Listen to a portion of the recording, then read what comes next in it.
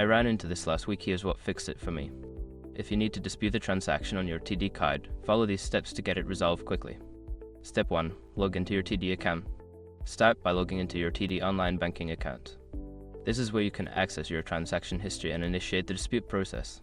Step 2. Find the transaction. Navigate to the Transactions section and locate the specific transaction you want to dispute.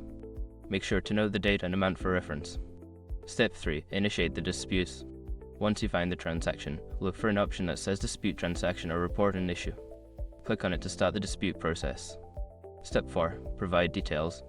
Fill out the required information about the dispute. This may include reasons for the dispute and any supporting documentation. Be as detailed as possible. Step 5. Submit and follow up.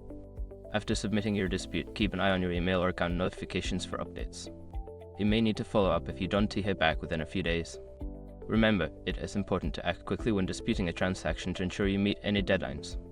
Good luck, and I hope your issue gets resolved smoothly.